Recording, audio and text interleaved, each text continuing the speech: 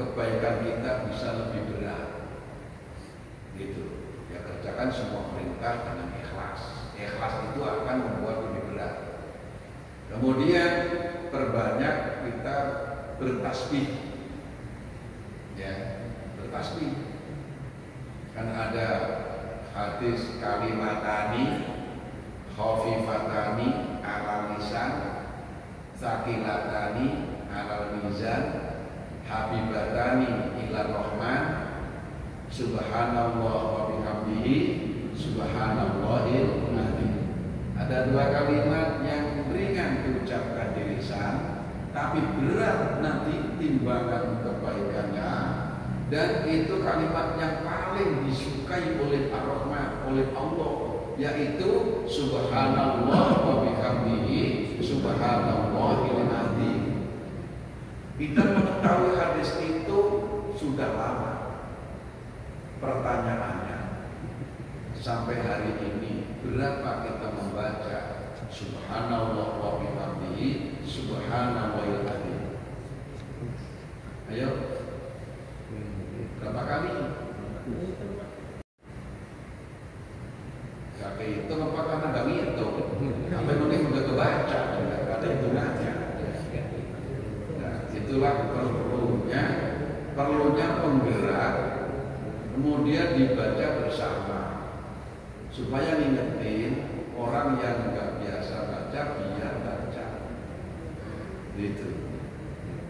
Kan ada itu tasbih yang antara sholat subuh, antara ba'da qobliyah subuh sampai pelaksanaan sholat subuh. Subhanallah wa bihamdihi subhanallahil azim astaghfirullah subhanallah wa bihamdihi subhanallahil azim astaghfirullah. Itu namanya begitu. Ya, tasbih secara bersama-sama itu sekarang hilang. Kalau dulu masjid-masjid ulama itu memberatkan, karena orang awam ini walaupun sudah dikasih tahu, tapi kalau nggak diingetin cenderung lupa. Mana dengan sendirinya membaca jarang, tahunya udah lama, tapi dalam keseharian baca berapa kali? Duh, mana? Gitu kan? Tapi dengan adanya bersama-sama pergerakan, nggak mau minimal ngikutin mereka itu, gitu. Itu lebih wirid juga di suaranya kami keraskan, biar ya nggak bisa wirid jadi bisa wirid, gitu. Wirid din boleh, asal jangan melamun, karena ucapan ini juga akan membantu hati. Karena memikir itu ada sir, ada jahar. Silakan pilih yang mana. Tapi bukan berarti yang pikir jahar itu nyalain aturan. Sama-sama ada di Al-Quran. Dan plus jahar itu sekaligus untuk mendidik, karena bisa diikutin secara bareng-bareng. Yang nggak bisa jadi ikut bisa. Itu manfaatnya. An Abi Hurairah an Rasulillah sallallahu alaihi wasallam qala innahu la ya'tir rajulul 'azim as-samin yaumal qiyamah la yazinu 'indallahi janaha ba'udah wa qala iqra'u wa la nuqimu lahum yaumal qiyamati wazna.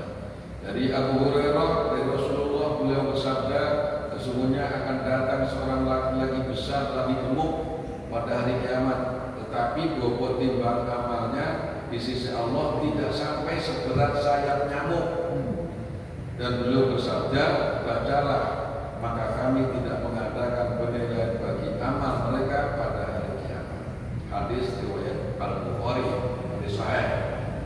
Jadi yang ditimbang bukan karena apa? Bukan karena gemuknya, bukan karena kurusnya. Itu mah sapi korban. Gitu. Jadi yang ditimbang itu amal perbuatan. Ada corona gede, amalnya Ya tidak seberat, tidak lebih berat daripada saya nyamuk. Ya, kayak apa itu? Ya itu orang gitu kan. Jadi itu perberat amal apa itu kebaikan kita dengan banyak membaca tasbih, as-sabiqun al-awwalun, mengikuti itu. Ya. Bobot amal ibadah seseorang akan dipengaruhi oleh perilaku dan keikhlasan dari niat masing-masing. Karena satu, ada kalanya amal ibadah itu sama sekali tidak diberi pahala disebabkan dari semula niatnya bukan semata-mata karena Allah atau riya.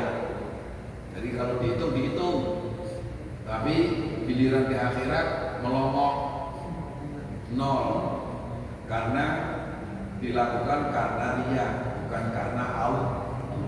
Bahasan tentang ikhlas itu harus dipahami. Ikhlas itu membimbing perjalanan ibadah kita. Ikhlas itu harus sering dibahas. Ikhlas itu ada tiga tingkatan. Ada tingkatan ikhlas. Dan ikhlas itu pertolongan Allah. Itu dibahas kapan? Bismillahirrahmanirrahim. Bismillahirrahmanirrahim. Wa ma umiru illa liya'budullaha mukhlisina lahu-d-dina hunafa. Surat apa ini? Surah Al-Ladzina lam yakunil ladzina kafaru min ahlil kitabi wal musyrikina munfakina hatta ta'tiyahumul bayyinah. Ayat kelimanya wa ma umiru. Ini menunjukkan bahwa kita diperintah ibadah itu semata-mata harus ikhlas karena Allah. Nah, ini gak gampang. Ini perbuatan hati. Ya, ikhlas itu tidak di mulut. Dan ikhlas itu tidak sambil marah-marah. Udah ambil aja ikhlas kan. Itu ikhlas apa? Enggak begitu. Ikhlas itu terjaga. Nah kan ketika Nabi Muhammad ditanya tentang ikhlas, Nabi Muhammad nggak langsung jawab. Nabi Muhammad tanya dulu ke malaikat Jibril. Malaikat Jibril ditanya, nggak jawab. Tanya ke malaikat Mikail. Malaikat Mikail nggak jawab. Nanya dulu ke Allah. Gitu. Nah kemudian Allah penjelasan al-ikhlas sirrun ya min asrori. Ikhlas itu adalah rahasia dari rahasiaku. Audatuhu kutitipkan ikhlas itu alamat asyadu pada orang yang kukehendaki. Nanti ikhlas itu intinya hati selalu ingat Allah, itu ikhlas. Ikhlas itu bersih selain Allah. Dan nanti ikhlas itu artinya mikirnya dengan Allah. Nanti terletaknya di situ. Ya. Yang terakhir, ada kalanya pahala amal itu dibatalkan. Kendati pun pada awalnya ikhlas, namun di kemudian hari amal itu diungkit-ungkit lagi, disebut-sebut. Bahkan dengan amal itu ia menyakiti hati si penerima, maka pahalanya dihapus dan dibatalkan oleh Allah. Maka jadilah amal itu baginya menjadi debu di atas batu yang licin, lalu ditimpa oleh air hujan yang lebat. Ya ayyuhalladzina amanu la tubtilu shadaqatikum bil manni wal adha kalladzi yunfiqu malahu ri'a'an nas la yu'minu billahi wal yawmil akhir famathaluhu kamathali safarin alaihi turabun fa asabahu wabilun fatarakahu sawda la yaqdiruna ala syai'in mimma kasabu. Ini perlunya kita menjaga ikhlas. Ikhlas itu masih diuji. Gitu. Yang paling pertama hancur, orang berdua. Tingkat kedua hancur berikutnya orang berlima. Tingkat berikutnya hancur berikutnya orang yang mengamalkan ilmu. Terus berikutnya orang yang tidak ikhlas. Nah, berikutnya orang yang ikhlas. Orang ikhlas ini sudah puncak, tapi masih diuji. Keikhlasan itu dijaga apa enggak sampai akhir hayat. Waktu nolongin ikhlas, begitu yang ditolong nyakitin, ayo, diungkit apa enggak?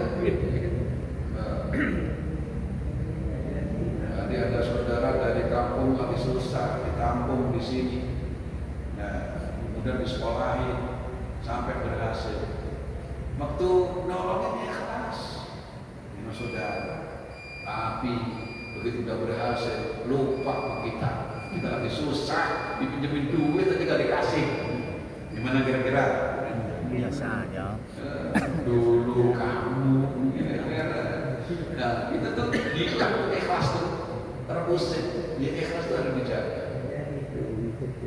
Bisa nggak menjaga keikhlasan? Insyaallah. Minta pertolongan kepada Allah.